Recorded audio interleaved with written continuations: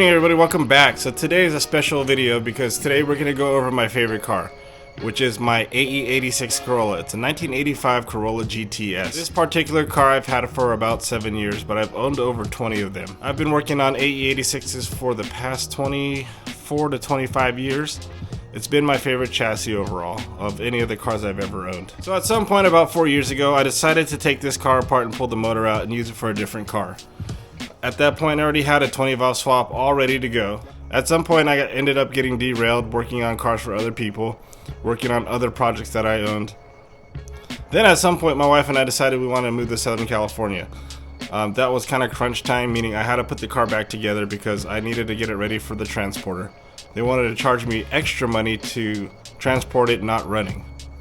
So I got it running on the Link ECU, brought it down here to Southern California. The car never really ran right after the swap, and I was right because the cam timing was off. I got that fixed.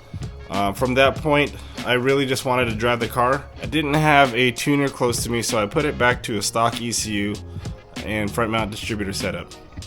The car ran okay, but never really ran the way it should on a stock ECU. I really never knew the reasons why. And about 8 months ago, I decided I wanted to sell the car. I had a buyer who wanted to come out to buy it. I wanted to take the car for one last test drive. At this point, the car broke down and I had to push it home, and it sat in my yard ever since. Not really having the motivation to troubleshoot it, I always thought it could be a timing issue again, which I checked a few times. I did a compression test, I did a leak down test, those passed with flying colors. At some point, all my cars and all my projects were sitting. A lot of it had to do with the JZX 100 kind of backing up the garage, taking space. So it was right around 8/6 day when I decided I was going to change the order of how I work on these cars. Alright, so I went and started her up, and still runs like crap. So I'm going to retime the engine. I don't know how it could be off, but I'm going to retime it anyways. I'm going to retime it. You gotta take the radiator off, it makes it a whole lot faster. And I'm trying to save that coolant because it was pretty new. So I like these HPS hoses, but they seem to, like, with heat or whatever, I don't know, time, they turn to this like white film.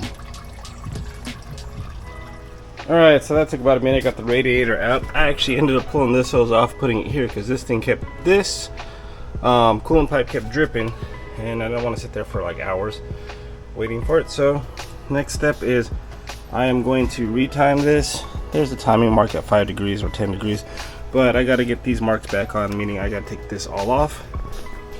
Other than what I already currently found, I can't see anything else in here that will cause this thing to run like the way it runs. So I'm going to pull the entire harness out. I mean, I have the igniter grounded. I have the coil pack grounded. I had to extend this a little bit, but I'll clean it all up as I get it running. So let's go and take this whole harness out.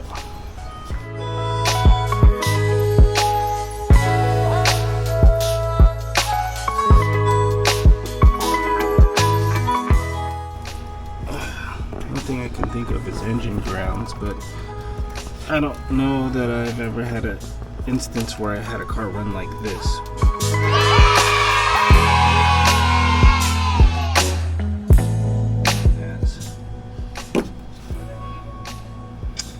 This was blown, it shouldn't even run.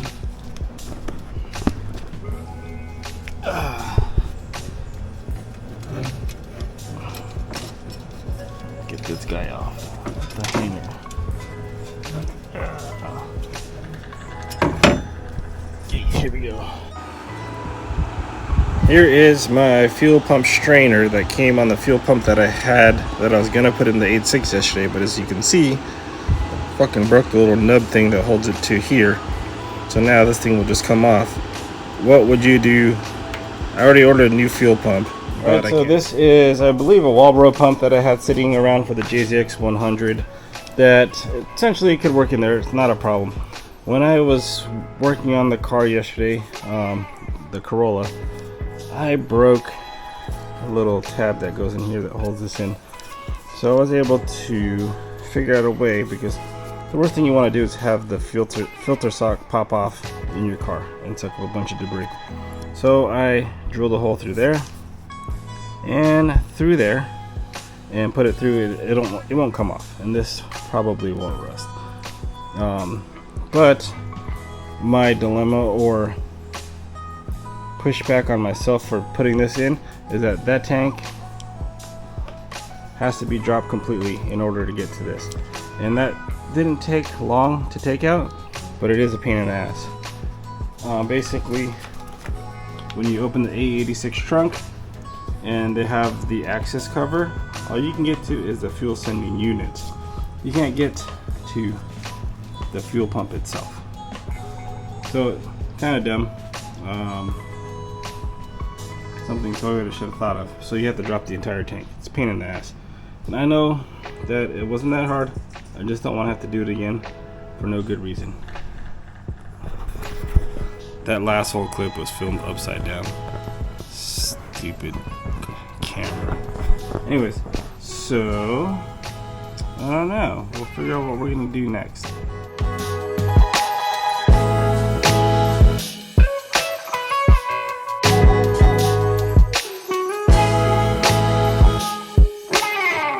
Alright, so something else I picked up was some fuel hose. So when I was inspecting this hose here, which I thought was fuel line, hard to see because it's getting dark, but you can see it's starting to crack. And when fuel crack in your fuel in your engine bay, it's never a good sign. So I'm gonna pull the harness out, see if I could check all the vacuum lines. Basically, again, it's a rough idle. But it won't hold unless I'm putting my foot on the gas pedal. And then I think another thing I'll be checking is just any random vacuum line, see if there's a vacuum leak. I don't think that's the problem. Usually if a vacuum leak would cause a high idle, not wanting to run scenario. But yeah, we'll get back at it tomorrow, guys.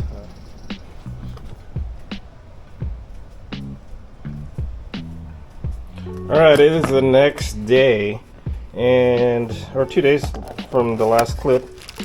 This came in the fuel pump, and I was super confused today because I could swear that I did order a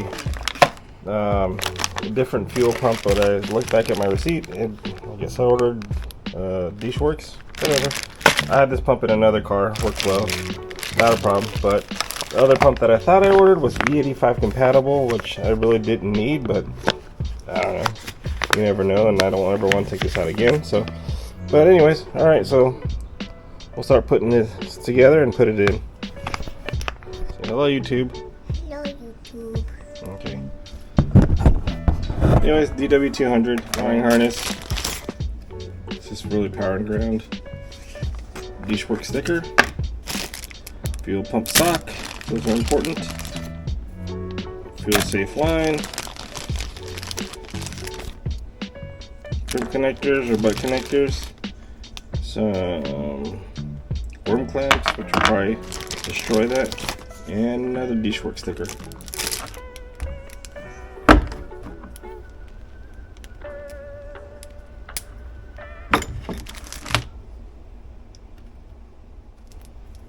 We're going to remove this.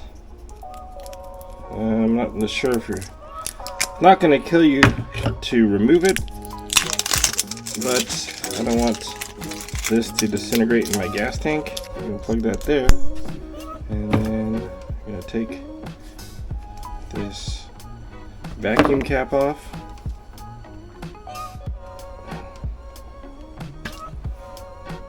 Like so.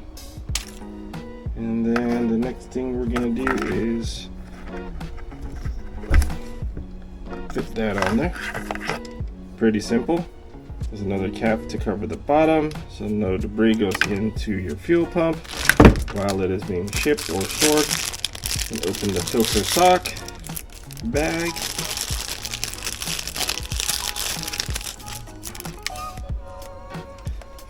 I don't know if I've been hiding under a rock, but I never really heard of Dishworks until more recently when a lot of YouTubers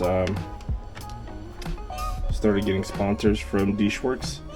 That's kind of where I started hearing about the company.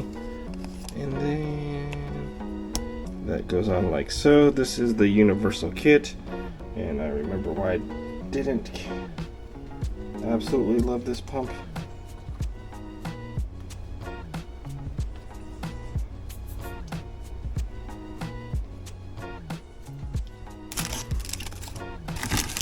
But it's a little star locking washer that holds the sock on.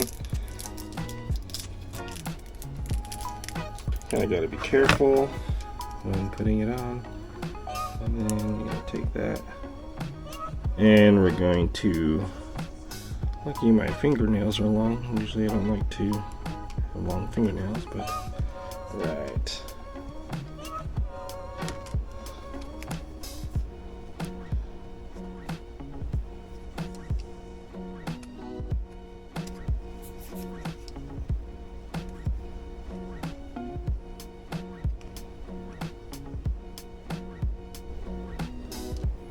Be right back, people. So that is now on. Get it to focus. There we go. But I used a socket to push it on, so that way it goes on evenly. Like if you try to use pliers or something like that, you might put it and bend it, kind of mess it up. So let's go try this on the hanger and see how it sits. Now we are under the car. All right, to all my Corolla guys out there that are end up maybe watching this one day to do your fuel pump, when you get the hanger off, you gotta remember the side that's on the hanger, this nut does not spin. It's the other side, the car side. So I see too many want to buys and things like that. People snap this side because they thought this side spins. It looks like it does, but it's the other side. And pretty typical of my luck, my one last disc on my cutting bit is cracked. So we're probably gonna end up having to do this tomorrow, but again, I really want to trim this down. I don't want to do it ghetto. I could. See right there how it just needs to be widened just a little bit? I could probably stretch this out with another tool. We'll try that real quick, but not really the way I wanted to do it. But let's just try it. Alright guys, here's where checking your work becomes super important. I crimped that to that. And I can tell you, I've crimped probably 1,000,000 wires in my life. And what you always got to do, especially something like this, you got to pull on the wire to make sure that it actually got a good bite. Because if I didn't pull on that, that could have vibrated loose, causing me to break down and troubleshoot a lot of bull crap. So I'm happy that I pulled that out. Before I recrimp it, this is what the end result looks like. You put a hose clamp on there to hold the bottom of the fuel pump, because the top's not going to move. This hose is going to hold it in place. The bottom, you put the clamp here so that way that doesn't move, kind of keeps your pump in place. We're almost ready to go. My coveralls on because I ain't trying to get dirty. Let's see. Anyhow, all right, we're going to put this back in the car, but I don't know the best possible process yet, but we shall see. So let's get this thing rolling. If I hadn't mentioned it before, I've never had to change an 86 gas tank or a fuel pump ever. So this is the first time for me. I guess you guys can watch from back there. Hopefully we get some good angles for you. I'm gonna put the bolts in now, so that way I don't have to see. What I did there is I did my pre-work and tightened the hanger without the tank in the way. Because imagine having that much space to do that. There we go. Perfect. So that one goes in. There's some slack on the tank, but that'll get taken up when you tighten that bolt that we loosened up there. So we're gonna loosen the other side and repeat. Probably gonna be hard to see. Actually, there's a little bit of light from the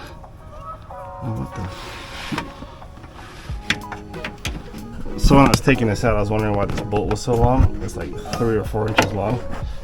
And holy shite. That's the reason why. As you're tightening that up, just make sure.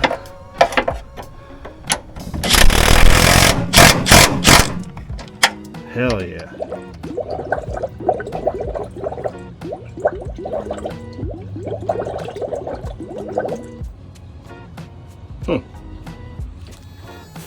Alright, a few days has passed, and now we're in the Corolla, and it is making a buzzing noise. So, I figured out what it was. And so, seriously? I mean, it runs a little rough. think that has to do with some of the old gas. Timing. I gotta adjust the timing a little bit. Timing's off. Bad. Distributor timing, not cam timing.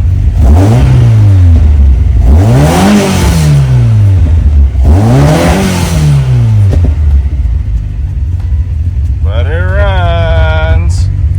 I gotta clean this shit up now.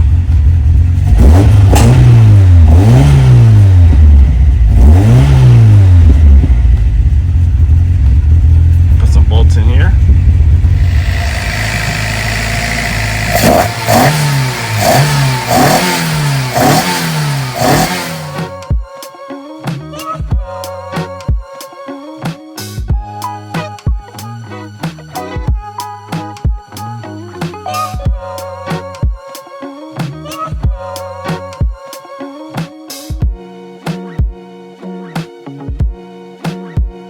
Welcome back to another day, and we are now on the tail end of getting this car back up and running. I'm gonna drop it down so you guys can see how the stance looked on the car before I take these wheels back off. But I've been wanting to try these on this car. I did it. I don't like it. Love it or hate it, I don't like it. So but I've always wondered what the Watanabes look like on this car, and they look like absolute shit. I mean, they look okay. They're a little too wide for this car, so I'm going to take them off and put them back on the 86.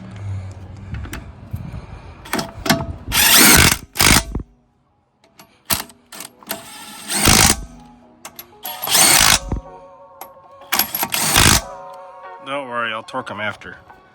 But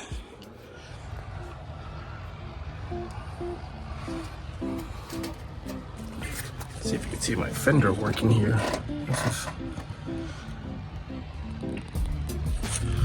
It's like 10 years old, but hopefully you caught that.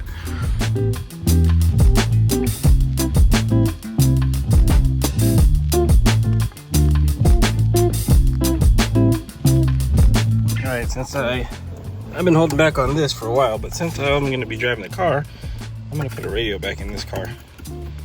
I want to be rolling around. Old ass Kenwood. So, you've seen in my JZX100 video, my radio of choice is the A-Toto. It's a Chinese Android radio that I was skeptical about, and now I know a ton of people running them. It's funny because I got a ton of kind of pushback, like, oh, I don't trust Chinese shit. Well, Chinese shit works pretty good, if you ask me. So, anyhow, all right. Let me swap this out. All right, it's another day working the AE86, prepping it to go to a local car meet at a local shop. I mean, it's gonna be what it is. It's gonna be probably the only 86 there. If not, that'd be cool. Not gonna be the cleanest one if it's not the only one, but I'm putting on a little bit of additional hardware pieces that I've been missing just to get it on there. But something I've been sitting on for quite some time are these gaskets. I just threw the taillights in and didn't have the gasket, so it kind of leaked when it didn't have the cover on, but typically it doesn't rain where I live. But I needed the taillight bolts. So I picked these up from Flo's. You can get them within 2 to 3 days from Ireland, which is amazing because you figure I can't even get parts from America as fast as that. So let's get to it. It's running a whole lot better than it was previously, but still not running smooth as I wanted to. Things that I figured out is remove the link ECU. I forgot that I forgot that the idle air control valve's not hooked up to anything. That's fine when you're running it on the link, but with the factory ECU it needs to see some kind of vacuum, I think. So I'm gonna attempt to put it back on. I was able to find it last night and find most of the screws, but anyhow, you're gonna have to end up capping this off here, this and this, because I think this goes to the valve cover, but I'm running a breather and it's so ugly. And then I don't remember what these go to, but those can be like auxiliary vacuum ports later on. And then this is the tube that I need to hook up, which I don't even know if I have a hose for. So that's another thing. It's gonna complicate this, but we'll see. One last ditch effort before we decide to wash either the Skyline or the wagon and take one of these cars out. I know it's like third world problems. Like I gotta drive a Skyline to a car meet or my cool ass wagon. I really wanted to take this car. That one. All right, let's get it going. And something I could have put money on. These screws always strip out, and I was so careful too. But no, without fail, I stripped one of all of them. And I don't even know if this is gonna fix the problem, but I am going to take this harness and pull it out of the way because the cutting disc lifts, I don't want to have to repair something else. All right, I am not going to record this because I can't cut one hand. So we're just gonna go put a slit in that guy right there, boom, and then see if I can take it off with a bigger flathead. If not, I'm gonna have to grind it all the way down and pull that plate off, and then hopefully get a pair of pliers on top of that, the rest of that nub. Right, and just like that, we have a flathead screw now. Well, I might have to go down a little bit more on the side, but let's just try it out. And we got her off. Oh, thank God. I really didn't want to deal with this last night, but that's how that ended up looking. So, if I ever decide to put this vacuum plate on, which would most likely, oh, look at that, you had air leaking past the gasket.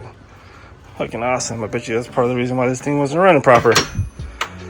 But let's get this all back together now. Maybe they're in the car.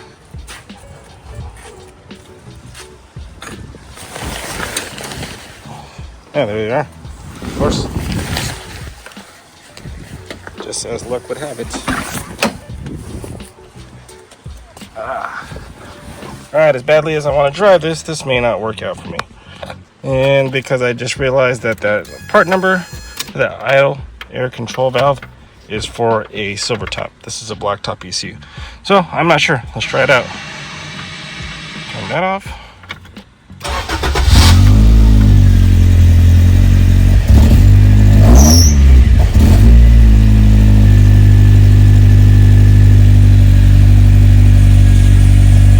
You know what, guys? I think it might work.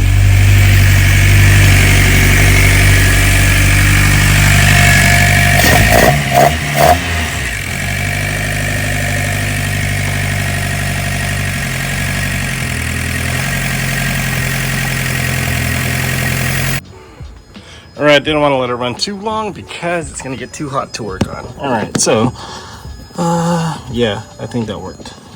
Well, it's going to work enough. Problem is, I really do just rather would mount this. Let's try to figure this out. I'm going to turn you guys off. Alright, to wrap things up in this video, we'll go over the things that we figured out that was wrong with this car. So, number one, this car was thrown back together really fast, and there's a lot of things and a lot of steps that were missed on my part when putting the car back together. In the beginning of the video, I talked about the ground. So what I figured out was that the distributor wasn't grounding out, not allowing the circuit to close. I actually leaned on the distributor and I heard the fuel pump turn on. So that automatically led me to believe that there was a grounding issue, which there was. Once I tightened that up, the car started running a lot better. But another thing is that I didn't have these grounding straps in. There's like 2 to 3 of these. I still gotta put them in, but once that's in there, that's peace of mind. Obviously, I know that it's grounding out now. I've driven the car a few hundred miles already the way it sits. I know that I need to put these back in to make it what Toyota intended it to be. The other thing is that the idle air control valve wasn't hooked up because I was running the Link ECU. When I went back to the factory ECU, that caused it to have hard start and idle issues. Now that I put that back in, the car runs great. One of the things that I know that I need to do is go back to a Link ECU. It's always been my theory with 20 valves. They need to be ran on a aftermarket ECU.